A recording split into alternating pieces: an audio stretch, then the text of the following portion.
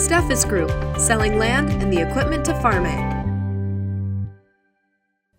In the early 1870s, back when the state of Iowa was still young, there was a settlement that went by the name of Railroad Addition.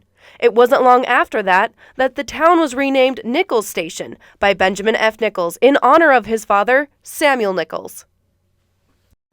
And on Friday, December 20th, we in turn have the honor of holding Samuel's great-great-grandson, Chris Meacham's farm retirement auction.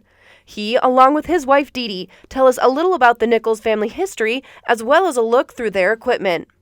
This was Elephant Swamp where I farm, and the people from west of here, Keota and Washington, they drive hogs to Muscatine, and the only time they could drive them through was in the fall because otherwise it was too wet to get through here. Because he owned the land where the railroad was. There was an east-west and a north-south railroad, and he gave them the land if they would name it after, his son gave him the land if they would name it after his father. But of course my grandfather always claimed it was named after him whenever he was traveling. But that's why it got named Nichols. But his family had more influence in creating something other than a town. It was through Chris's grandfather's humble generosity that brought Dee Dee and Chris together. Well, Grandpa bought a cabin up in Minnesota, and so Grandpa would buy the cute little girls ice cream cones. And so that's how I met her, is My through my girlfriend grandpa. Shelley and I walked up to Nevis, and we met the Meacham boys, and we were, playing with them. Grandpa was there, and he asked if we didn't want an ice cream cone. Of course we did, and every summer we'd meet, with Grandpa buying me and Shelley ice cream cones. But it is because of Chris's wavering health that he and his wife made the decision to retire from farming and take this opportunity to share with everyone the quality and care of his equipment. This is a 4020. I bought it from Gene Walker. He was one of the first people to start collecting the old tractors. And it's been a good tractor. All we've ever done with it is run an auger with it.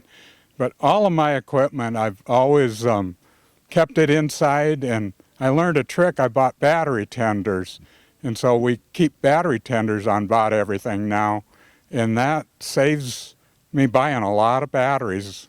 And but this one's got the side console and the power shift, and it's kind of a rare one. Chris's 8400 has more than just horsepower behind it. It has its own story too. It was Holden's tractor, who he was the biggest seed breeder in the world, and he sold all of his seed patents to Monsanto now and Bayer. And so he got richer than heck, and he got cancer just like me. But I'm going to his wing of the hospital, the Holden wing of the Iowa hospital, and I drove his tractor for years. I bought this smaller combine because I got half-mile rows, and I could use a 6-row head and not have to dump on both ends of the field, which I would with an 8-row head, and so that's why I bought the smaller combine. But it's been a wonderful combine, and it's got 4-wheel drive, which you really need here at Nichols. And this used to be a swamp, and some years it still is. Neatest thing I ever saw.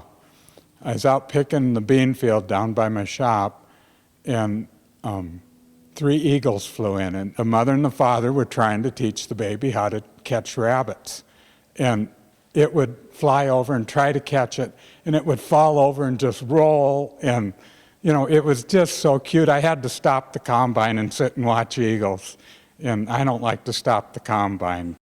But one thing Chris will stop and do is tell you how much he loves his 8130 tractor. This is my last planting tractor. It's the nicest tractor I've ever owned, and I started planting with a 4-row John Deere planter in a 630 2-banger John Deere, and ended up with this and planting 23 rows of beans and 12 rows of corn, and all it steers itself, it raises and lowers itself. Just, it's amazing. Sometimes when I drive home tired at night, after driving this all day and it's steering itself, I'd almost forget to steer the pickup going home. And this makes your life so much easier when the tractor's running itself. And it's a real dandy. There's plenty more to see on Chris Meacham's farm retirement auction, and to view the full list, you can head to our website at steffesgroup.com. If you have any questions about the auction items, you can call our Mount Pleasant location or contact the auction representative.